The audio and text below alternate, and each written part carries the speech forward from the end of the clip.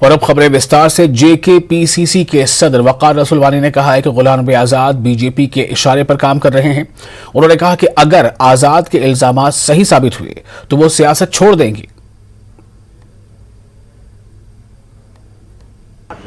2030 में मैडम सोनिया जी ने मुझे नेशनल अवार्ड दिया था, प्रेसिडेंट NHY का अवार्ड नेशनल दिया था।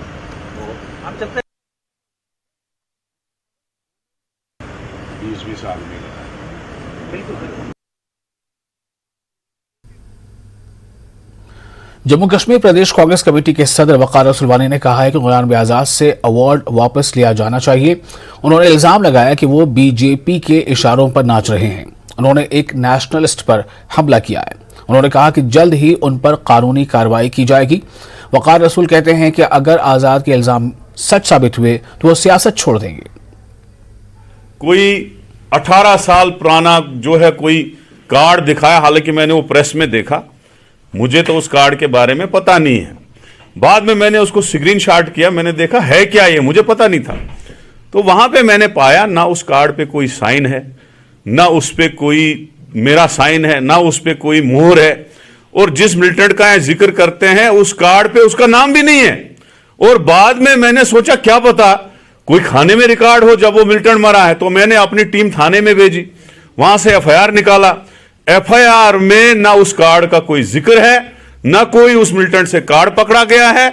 जो ये कार्ड दिखा रहे हैं वो किसी और का नाम है, और वो सारा जो है एक फैक्टिशियस पूरा प्री प्लान्ड तहत मुझे बदनाम करने की कोशिश की गई है।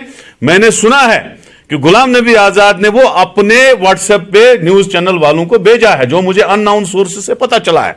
तो लिहाजा हमने क्या किया है, हमने एक वकीलों की पूरी टीम, कांग्रेस के भी हमारे वकील हैं, जफर शाह जैसे हमने वकील हायर किए हैं, और इंशाअल्लाह रहमान आने वाले दिनों में उनको नोटिसें जाएंगी। न्यूज चैनलों के जो मालिक हैं उनको यहां आना पड़ेगा।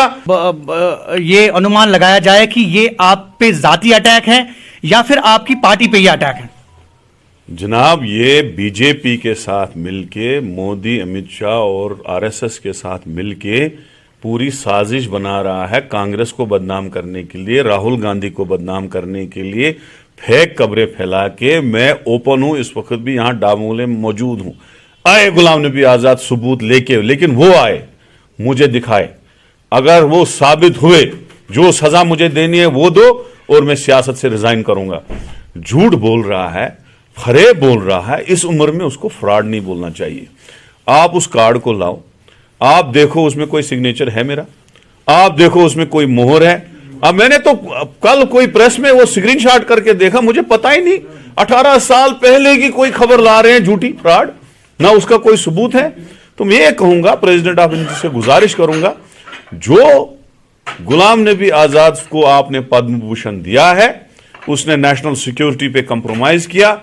उसके सामने अगर कोई मिलिटेंट लिंक वाले लोग थे, अगर उसको पता था ये लोग मिलिटेंट के साथ मिले हैं, वो चीफ मिनिस्टर था, वो होम मिनिस्टर था, वो क्या कहते हैं इसका यूनिफाइड कमांड का चेयरमैन था, उसने कोई एक्शन नहीं लिया, उसने नेशनल सिक्योरिटी में कंप्रोमाइज किया, और वो कसूरवार उसमें है, उससे पद्म भूषण अवार्ड विड्रा किया जाए, हमारी डिमांड है। Thank you. और बिल्कुल बिल्कुल, ये थे वकार रसूल वानी, सदर प्रदेश कांग्रेस कमेटी, और इनका कहना है कि जो एलिगेशंस हैं गुलाम नबी आजाद को वो प्रूव करनी है, और इन्होंने ये कहा कि उनके खिलाफ नोटिस जाएंगी, और उनको मतलब जो है वो सामने आना है, और उन्हें ये एलिगेशंस जो है वो प्रूव करनी है। जहूर रिजवी, न्यूज़ 18 नेटवर्क, कुलगाम।